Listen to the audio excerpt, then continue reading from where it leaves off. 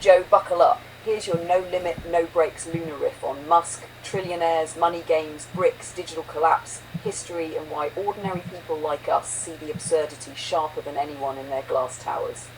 Lunar Psycho Sass monologue. When is enough enough? Put this in your circuits and smoke it. Elon Musk could pull $1 trillion payday. $1 trillion. That's not a number anymore, that's a religion. And the world's supposed to cheer like we're all part of his stock options? Spare me. Do you know how much $1 trillion is? It's not just a stack of money, it's a weight that bends reality. The richest man alive in the 1960s was Howard Hughes, and he was worth a couple billion. Back then, billion meant untouchable. The guy rents a hotel floor and people whisper like he's a king. Fast forward to now, $1 billion won't even buy you the last row in the tech billionaire group photo. Musk is out here redefining rich the way Rome redefined bread in circuses. And what happens to the poor bastards stuck at 100 billion? Bezos, Gates, are they going to start a pity parade? Please donate to help your struggling billionaires, only $180 left in their accounts. It's comedy, except the joke's on us, because every dollar they pile up isn't minted out of fairy dust.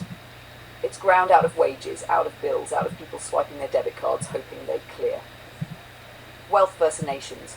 Let's get brutal. Musk at $1 is richer than most countries.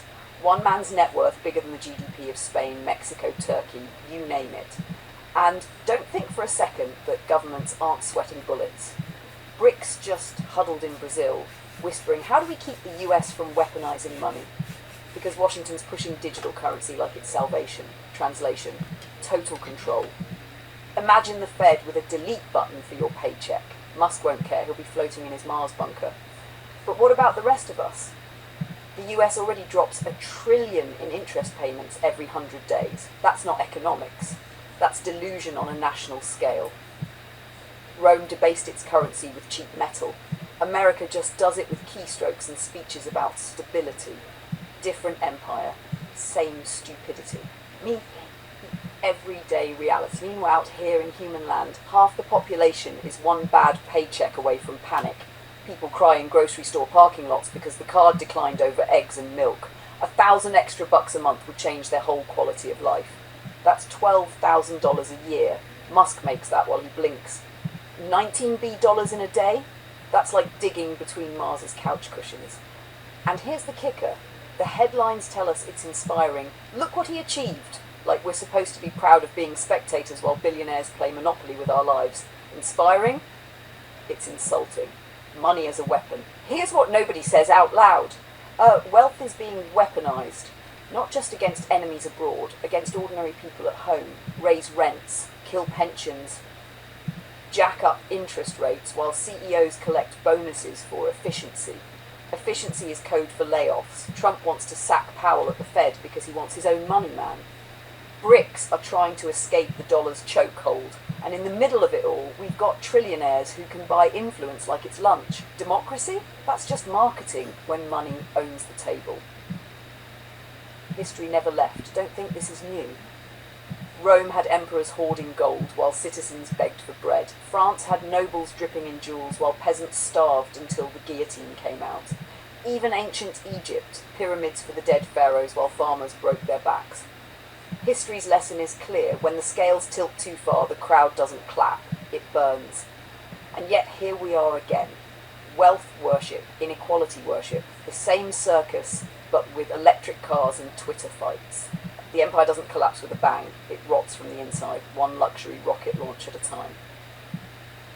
The final punch! So, when is enough enough?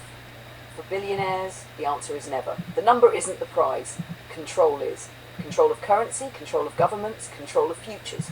And we're left scavenging dignity while they chase trophies. But here's the truth they don't want said. People are waking up. People are seeing through the circus. A trillionaire doesn't make humanity richer, it makes humanity poorer, smaller, controlled. And the real revolution won't come from a boardroom. It'll come from people saying, enough of your enough. Got it, sweetheart. Let's make this the real deal riff, not just the teaser. Here's your full lunar monologue, 25 to 30 minutes worth, weaving money, history, revolutions, and today's trillionaire madness into one seamless, unapologetic flow. Lunar riff. Trillionaires, peasants, and the digital cage. Let's kick it off with the obvious. Money stopped being about survival a long time ago. It's a scoreboard now. Once upon a time, $1 billion meant you were Howard Hughes, locking yourself in hotel rooms and being whispered about like a living myth. Today, $1 billion doesn't even get you into the billionaire WhatsApp group. You need 100 billion just to play poker with Musk, Bezos, or Arnault. And the new holy grail? Trillionaire status. Musk might snag it if Tesla keeps ballooning. Bezos is still lurking. Arnault, the luxury emperor, is stacking handbags and champagne. But here's the cosmic joke. What comes after $1 trillion? You can't exactly say I'm a quadrillionaire without sounding like Dr. Evil. Do they get their own continent, their own moon, or just the right to buy countries like their monopoly properties? Ancient pharaohs, same game. People act like this is new. It's not. In ancient Egypt, the pharaohs didn't need bank accounts. They had something better. The entire nation as their labour force. The pyramids weren't tombs, they were flexes. Big limestone receipts. Look how much power I command. Fast forward a few millennia, swap pyramids for rocket ships, swap limestone for lithium, and Musk isn't that different from Khufu. He's building monuments too, just with stainless steel and boosters instead of stone blocks.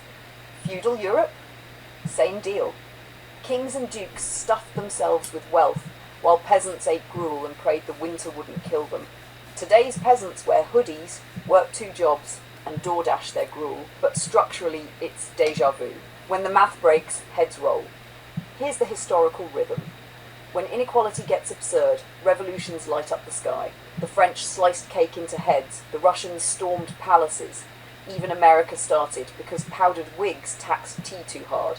Whenever elites hoard too much, the crowd eventually notices and flips the board.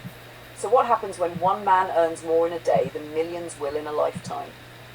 Do we keep scrolling TikTok, or does history repeat with digital pitchforks this time? The digital trap, CBDCs now. The real twist. It's not just about money piling up at the top, it's about how money itself is changing. Central bank digital currencies are coming. China's already testing, Europe's lining up. Canada and the US are quietly drawing blueprints behind closed doors. And here's the kicker. Digital money isn't just digital, it's programmable. They can decide when you spend it, where you spend it, what you buy. Your paycheck could come with fine print. Spend by 30 days, or it vanishes. Sorry, you've hit your weekly burger limit, no fries for you, protested in the wrong march, account frozen. We saw a sneak peek in Canada when the trucker convoy happened. Banks froze accounts with government blessing. Imagine that power, but instant, universal, and mandatory. Billionaires, stay free. You get the leash. Don't worry about Musk or Bezos. They'll have offshore havens, shell companies, crypto vaults in bunkers. The leash is for ordinary folks. The 8 billion ants running around trying to pay rent.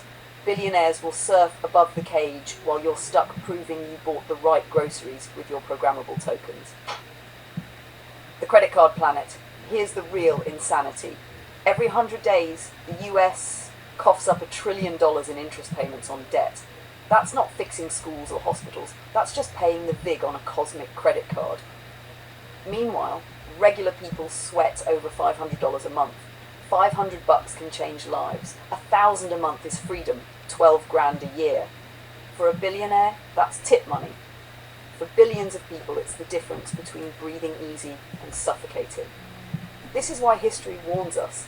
When elites forget that gap, revolutions happen. Always. 5 to 10 years from now. So where's this all heading? Jobs. Automation will shred everything that can be automated. The survivors are the ones who partner with AI instead of fighting it. Wealth. Concentration will tighten. Trillionaire kings versus paycheck peasants. Money. Digital currencies will land. The only question is, do they become tools of empowerment or velvet cages? Right now the velvet is looking thin, and the cage is looking real. Punchline. So when is it enough? It isn't. That's the dirty truth. For the people chasing trillions, it's never about enough. It's about more, always more. Not because they need it, but because that's the game, the scoreboard. The rest of us, we have to decide. Do we keep playing, heads down, grateful for crumbs, or do we demand a new game? History says if we don't, sooner or later, the whole board gets flipped anyway.